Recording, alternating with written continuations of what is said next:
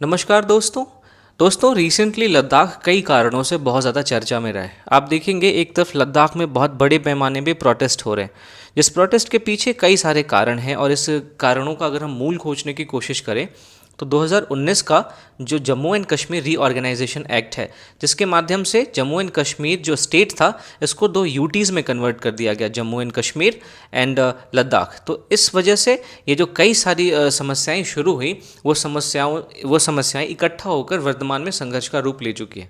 और इस संघर्ष में जो लद्दाख के लोग हैं वो आप देखेंगे कई प्रकार की मांगें रख रहे हैं।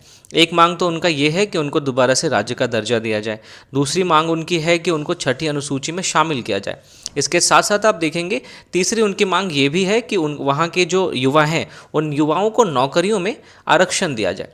तो कई तरह की इनकी मांगों के साथ ये जो आंदोलन चल रहा है, इस आंदोलन को नई हवा तब मिल गई जब वहाँ के जो बहुत प्रसिद्ध सामाजिक कार्यकर्ता हैं जिनका नाम है सोनम वांगचुक, उनको गिरफ्तार करके सरकार ने गिरफ्तार कर लिया है, जिसकी वजह से वहाँ पे प्रोटेस्ट को और ज़्यादा हवा मिल गई। और आप देखेंगे इस प्रोटेस्ट में 3-4 लोगों की मौत भी देखने को मिली।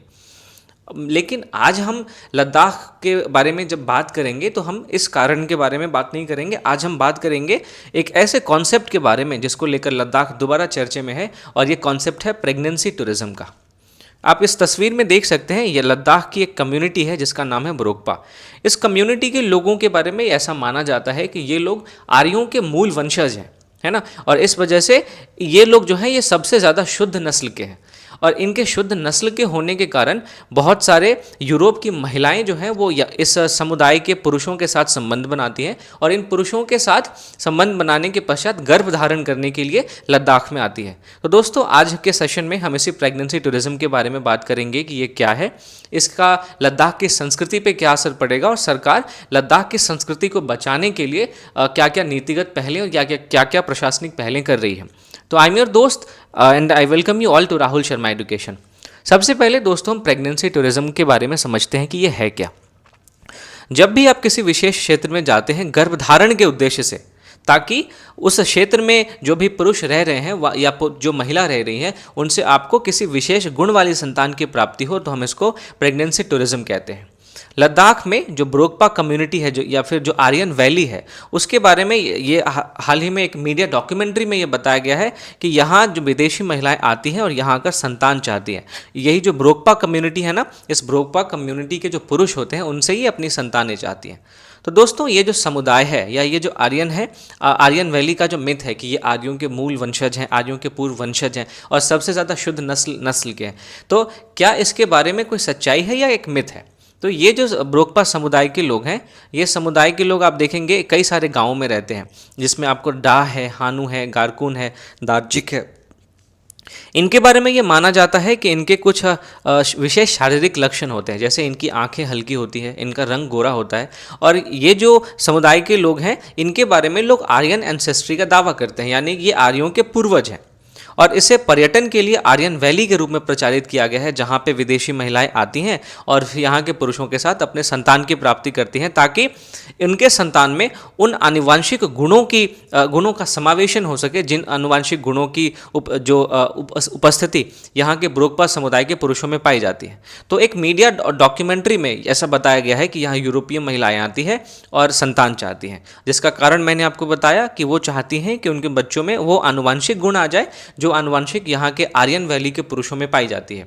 अब हालांकि ये जो आनुवंशिक गुण का कॉन्सेप्ट है, ये जो दावे हैं, इसके बारे में कोई भी व्यवस्थित प्रमाण, कोई भी ठोस प्रमाण उपलब्ध नहीं है। तो इन दावों की वास्तविकता के लिए जब शोधकर्ताओं ने शोध किया तो ये पाया कि इनमें ज़्यादातर अफवाहें हैं और ज़्यादातर किस्से हैं। इस बात के कोई प्रमाण नहीं मिले हैं कि यहाँ के पुरुषों में कुछ विशेष प्रकार के आनुवंशिक गुण पाए जाते हैं। तो ये कोई आनुवंशिक सच्चाई नहीं है, बल्कि एक सामाजिक निर्माण है, यानी एक सोशल कंस्ट्रक्शन है। ठीक है, तो इसका स्थानीय समाज पे क्या प्रभाव पड़ेगा ये हमारे लिए जानना इंपॉर्टेंट हो जाता है, क्योंकि ये जो प्रेगनेंसी टूरिज्म है वो कहीं ना कहीं लद्दाख की संस्कृति को नुकसान ज़रूर पहुंचा रहा है। तो सबसे पहला प्रभाव आप देखेंगे कि इन सारी अफवाहों से जो ब्रोकपा समुदाय है उसको कलंक झेलना पड़ रहा है।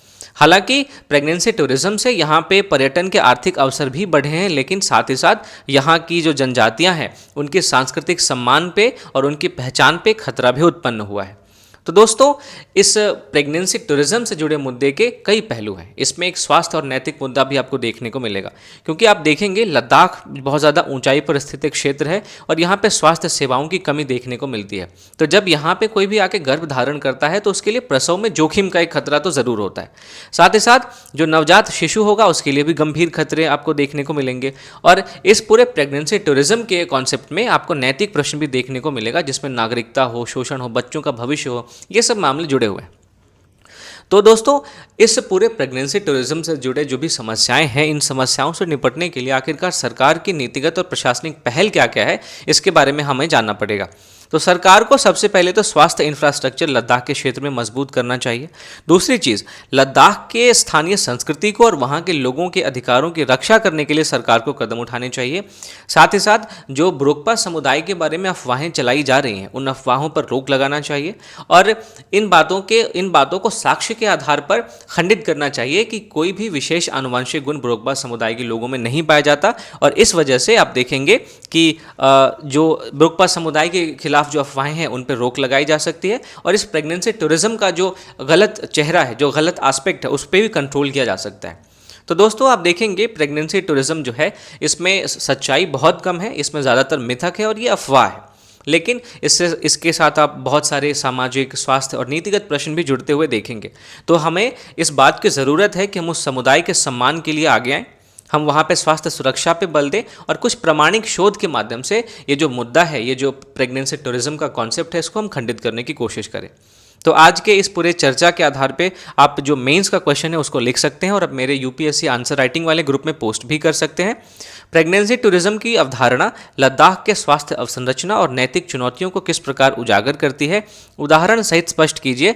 ये आपको 250 शब्दों में आंसर लिखना है। दोस्तों, अगर आपको आज का ये सेशन पसंद आया है तो आप वीडियो को लाइक ज़रूर करें। आपने अगर अभी तक मेरे चैनल को सब्सक्राइब नहीं किया है तो सब्सक्राइब ज़रूर करें। वीडियो को दोस्तों अपने आप दोस्तों में भी ज़रूर शेयर करें, ताकि वो भी आपकी तरह इस पूरे फ्री ऑफ कंटेंट और इतने अच्छे कंटेंट को एंजॉय कर सके।